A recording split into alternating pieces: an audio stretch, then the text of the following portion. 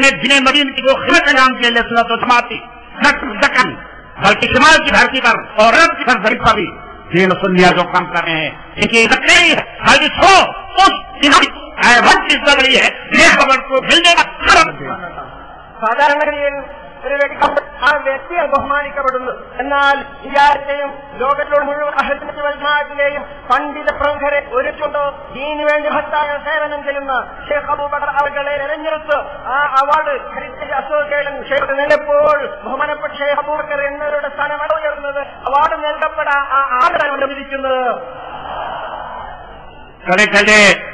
अपने प्यारे शेख अबू बकर के बात है कि रुख बताऊं आपसे, लास्ट में टाइम बहुत ज्यादा है, ज्यादा नहीं लेना है। बड़ी तकलीफें इन्होंने उठाई हैं, बड़ी झेली हैं। आज हम यहाँ लाखों की तादाद में लोगों को देख रहे हैं, बड़े बड़े अकीद आल सादात आले रसूल खानदान नबूवत के लोग और ये तमाम उलमा, ये अकाबिरीन है सुन्नत हिंदुस्तान और दूसरे अरब मुल्क के जो बैठे हुए यहाँ पर आज हमको नजर आ रहा है। लेकिन इस बूढ़े ने जो तकलीफें झेली हैं, अपनों का जुल्म, गैरों की जातियां, जिस तरीके से मुसीबतें, तकलीफें और मसाइब और आलाम को बर्दाश्त करते हुए आज यहां पर पहुंचे हैं, ये सुन्नत सहाबा भी है।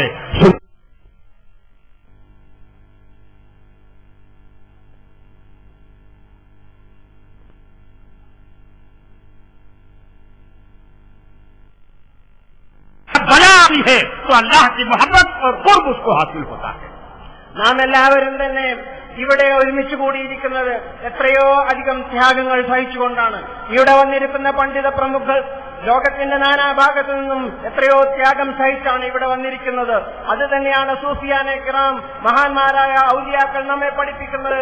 ത്യാഗബോധത്തോടുകൂടി നാം പ്രവർത്തിച്ചാൽ ഔന്നിത്യം ഐഹിക ലോകത്തും പാരത്രിക ലോകത്തും നമുക്ക് കരസ്ഥമാക്കാം. अल्लाह ताला की आदत है, सुन्नत है, फरमाता है इन्न मअल उसरे युसरा। हमने तकलीफ को आसानी को तकलीफ में छिपाया है, साफ कर दिया है। तकलीफें इतनी झेली, जितनी इन्होंने तकलीफें झेली है उतने ही रब तबारक व तआला आसानी अता फरमा रहा है। इन्न मअल उसरे युसरा। अगर तुमको दिन की रोशनी चाहिए तो रात के अंधेरे से गुजरना होगा।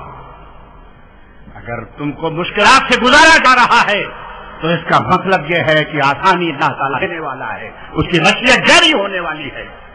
ये शेख अबू बकर और उनकी आने वाली नस्ल और उनके जिम्मेदार और इस मरकज़ सखावत सुनिया जो न सिर्फ हिंदुस्तान बल्कि आलम इस्लाम का एक अजीम मर्द है और यहाँ पर जो अजीम शख्सियत हमारे डॉक्टर यहाँ तशरीफ फरमा हमारे सादात में से हैं, जिलानी सादात में से, ये जो जामे अजहर से जिसका इन्होंने तैयब कराया है और इन्हीं की जात से जो हिंदुस्तान में उसकी और भी शाखें और ब्रांचें होंगी, कल उसकी मीटिंग है।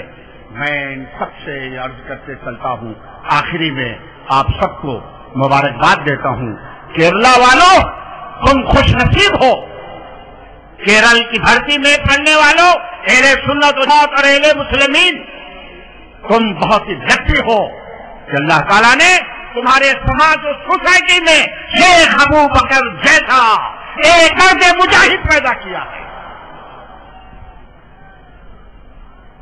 ബഹുമാനപ്പെട്ട എല്ലാ പണ്ഡിത പ്രമുഖർ ഇന്ന മഅൽ ഉസ്രി യുസ്ര, വിഷമങ്ങൾ സഹിക്കുന്നതോടുകൂടിയാണ് മഹത്തായ സൗകര്യങ്ങളും ഔന്നിത്യങ്ങളും കൈവരിക്കുക എന്ന യാഥാർത്ഥ്യം കൂടി നാം ഓർമ്മിക്കുക.